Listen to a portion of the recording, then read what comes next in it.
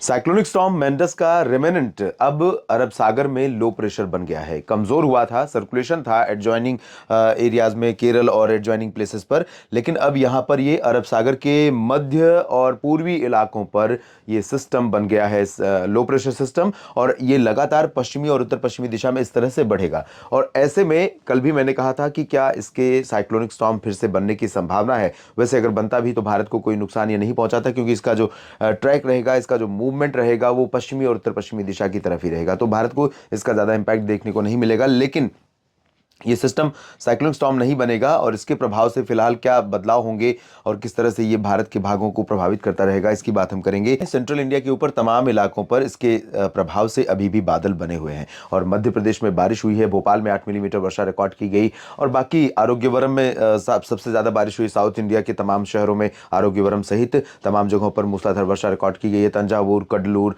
यानी तमिलनाडु में तमाम जगहों पर बारिश हुई है। और अब ये सिस्टम जब मूव कर रहा है तो बारिश का जो प्रभाव है वो भी धीरे धीरे यहाँ साउथ पेनिनसुलर रीजन पर कम होता चला जाएगा। इसके बाद हम बात करते हैं उत्तर के क्षेत्रों की तरफ। क्या उत्तर में कोई सिस्टम है जो बारिश दे सकता है, जो लो प्रेशर के रूप में यहाँ पर इंपैक्ट डाल सकता है? तो लगातार मॉइस्चर यहाँ से आ रहा है, कैस्पियन सी और मेडिटेरेनियन सी की तरफ से, लेकिन वेस्टर्न हिमालयन रीजन पर पहुंचने के बाद ये बादल काफी दूरी बना ले रहे हैं। इनका जो डिस्टेंस है वो भारत के जमीनी भागों से काफी दूर हो जाता है आमतौर पर। इस वजह से यहाँ पर इंपैक्ट कम देखने को मिल रहा है। साथ ही अभी फिलहाल कोई स्ट्रॉन्ग डब्ल्यूडी यहाँ पर आ भी नहीं रहा है। जो बादल आप देख रहे हैं ये बहुत ही नॉमिनल है, और इनसे बारिश की संभावनाएं बहुत कम नजर आ रही हैं। तो आइए जानते हैं कि मध्य भारत में किन इलाकों पर बारिश का जो सिलसिला है वो अभी जारी रहेगा, और साथ ही साथ उत्तर भारत के क्षेत्रों में क्या कुछ बदलेगा, दक्षिण भारत में कितना बदलाव मौसम में देखने को मिलेगा।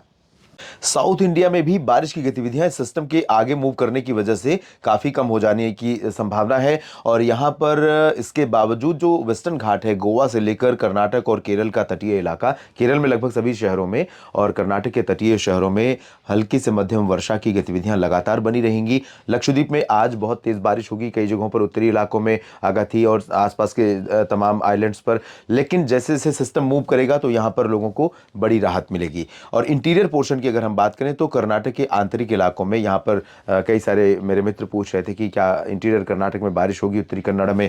तो यहाँ पर देखिए आप, पूरा का पूरा एरिया जो है क्लियर होता हुआ नजर आ रहा है। तो रायचूर में, गडग में, गुलबर्गा समेत यहाँ तमाम इलाकों में क्लियर और ड्राई वेदर होने की उम्मीद है अगले 24 घंटों के लिए, यानी कि 14 दिसंबर के लिए। दक्षिणी आंतरिक कर्नाटक के इलाकों में बेंगलुरु, मैसूरू, चित्रदुर्गा, बेल्लारी, इन भागों में भी बारिश की गतिविधियां लगभग बंद हो जाएंगी। लेकिन मैसूरू, हसन में थोड़ी बहुत वर्षा हो सकती है। बेंगलुरु में सुबह के समय कल बारिश हो सकती है। आज यहाँ बारिश का मौसम बना रहेगा।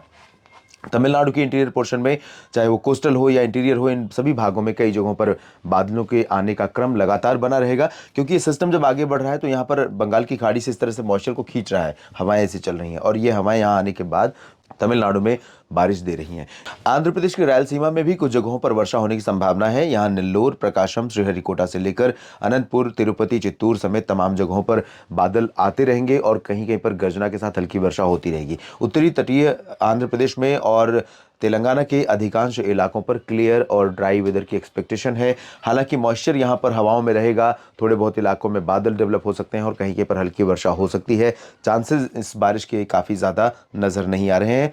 दक्षिणी छत्तीसगढ़ में जगदलपुर और आसपास के इलाकों में सुकमा, दंतेवाड़ा, बीजापुर, इन भागों पर बादल बने रह सकते हैं और कहीं कहीं पर हल्की वर्षा भी हो सकती है। जबकि राजनांदगांव और रायपुर से लेकर आगे बिलासपुर और कोरिया, सरगुजा, आसपास के हिस्सों में तमाम जगहों पर क्लियर और ड्राई वेदर रहेगा। इन भागों में उत्तरी हवाओं का असर बढ़ेगा। उड़ीसा में भी क्लियर और ड्राई वेदर की संभावना नजर आ रही है। मध्य प्रदेश और महाराष्ट्र, गुजरात की बात अगर करें तो यहाँ पर आप देखें सबसे ज़्यादा सेंट्रल इंडिया में जो बारिश की उम्मीद रहेगी अगले 24 घंटों के लिए, वो भी महाराष्ट्र के उत्तरी इलाकों में रहेगी, जिसमें विदर्भ का अकोला और मध्य महाराष्ट्र और मराठवाड़ा का जो उत्तरी रीजन है, मराठवाड़ा में संभाजीनगर और एडजॉइनिंग प्लेसेस पर, और उत्तरी मध्य महाराष्ट्र के तमाम इलाकों में, साथ ही साथ उत्तरी कोंकण गोवा के क्षेत्रों में कुछ स्थानों पर वर्षा हो सकती है, इंक्लूडिंग मुंबई, पुणे, नासिक, सांगली, सतारा में तो नहीं, नंदुरबार, धुले, जलगांव में बारिश की संभावना है। दक्षिणी भागों में बारिश की गतिविधियां काफी कम हो जाएंगी, लेकिन रत्नागिरी और सिंधुदुर्ग, गोवा में कई जगहों पर बारिश का सिलसिला यूं ही बना रहेगा। मध्य प्रदेश की बात अगर हम करें तो मध्य प्रदेश से सबसे ज़्यादा क्वेरीज आती हैं। मेरे मित्र जो हैं मध्य प्रदेश के किसान भाई हैं, वो सभी अक्सर सवाल पूछते रहते हैं और जानने को उत्सुक रहते हैं और कई बार फीडबैक भी देते हैं कि आज यहाँ पर बारिश हुई, और ये मुझे बहुत अच्छा लगता है कि कम से कम जो हमने फोरकास्ट किया था वो सही हुआ या नहीं हुआ, और क्या उसका इम्पैक्ट रहा। तो आप सभी ने कई जगहों से बताया कि बारिश यहाँ पर रिकॉर्ड की गई है। अगले 24 घंटों में बैतूल से लेकर ये आप देखिए जो कोस्ट जो सीमावर्ती रीजन है, महाराष्ट्र से सटा हुआ राज्य का सीमावर्ती क्षेत्र है, इन भागों में कुछ स्थानों पर वर्षा हो सकती है। उज्जैन, इंदौर, धार, खरगोन, मंदसौर और ये नीमच, रतलाम, ये वाला जो हिस्सा है, इन भागों में कुछ स्थानों पर बारिश की संभावना कल भी रहेगी, जहां पर बारिश की उम्मीदें दिखाई नहीं दे रही क्योंकि बादल यहां तक आते रहेंगे ये तमाम इलाकों में। भोपाल में हो सकता है बूंदाबांदी हो, उससे ज़्यादा की उम्मीद नहीं है। बाकी जगहों पर ग्वालियर से लेकर सागर, सतना, पन्ना समेत ये जो पूर्वी इलाके हैं, इन भागों में क्लियर और ड्राई वेदर रहेगा। सागर में आज बारिश हुई है बीते 24 घंटों में, लेकिन कल उम्मीदें यहाँ पर नहीं रहेंगी, थोड़े बहुत बादल यहाँ पर दिखाई दे सकते हैं। बात अगर गुजरात की करें तो यहाँ पर भी भरूच, डांग, तापी से लेकर सूरत, वलसाड़, नवसारी समेत पूर्वी दक्षिण पूर्वी रीजन में बारिश की उम्मीद है। उत्तरी इलाकों में क्लियर और ड्राई वेदर, सौराष्ट्र और कच्छ में भी ड्राई वेदर रहने की संभावना दिखाई दे रही है। पूर्वी भारत के भागों में बिहार, झारखंड, पश्चिम बंगाल और साथ ही साथ पूर्वी उत्तर प्रदेश में क्लियर और ड्राई वेदर। पूर्वोत्तर भारत में लगभग सभी जगहों पर शुष्क मौसम। उत्तर प्रदेश के पश्चिमी भागों, राजस्थान, हरियाणा, पंजाब, दिल्ली में उत्तर पश्चिमी दिशा की हवाओं का असर और इसके चलते आसमान साफ, मौसम शुष्क, और यहाँ पर पोल्यूशन लेवल कम रहेगा। दिन में धूप ज़्यादा रहेगी, दिन का तापमान सामान्य से ज़्यादा रिकॉर्ड किया जाएगा। अधिकांश शहर ऐसे होंगे पंजाब में, हरियाणा, दिल्ली या उत्तर प्रदेश और राजस्थान में, जहाँ पर मैक्सिमम टेम्परेचर जहाँ 22 डिग्री होना चाहिए वहाँ लगभग 27 और 28 डिग्री रिकॉर्ड किया जा रहा है। तो दिसंबर के महीने में ये बहुत ही अनयूजुअल यानी बेमौसम का कह सकते हैं कि मिजाज है, और यहाँ पर तापमान में जो वृद्धि बनी हुई है वो देखने को मिल रही है। और मिनिमम टेम्परेचर ज़रूर नॉर्मल के करीब है, नॉर्मल से 1-2 डिग्री ऊपर बने हुए हैं। लेकिन चुरू में आज सुबह जो तापमान रिकॉर्ड किया गया वो 4.6 डिग्री सेल्सियस था।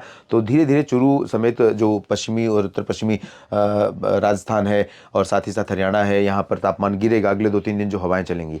लेकिन मैक्सिमम का क्या होगा? मैक्सिमम तो सामान्य से ऊपर बना रहेगा, और ये क्लाइमेट जो है ये पूरे इकोसिस्टम के लिए, खासतौर पर एग्रीकल्चर के लिए नुकसानदायक है।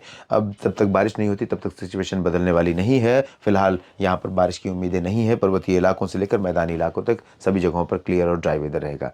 तो देश भर में कुछ इस तरह का मौसम अगले 24 घंटों में रहेगा 14 दिसंबर को। बाकी का कुछ बदलेगा, मेरी नज़र बनी रहेगी और आपको अपडेट भी करता रहूँगा। बस आप जुड़े रहिएगा मौसम तक चैनल के साथ। धन्यवाद।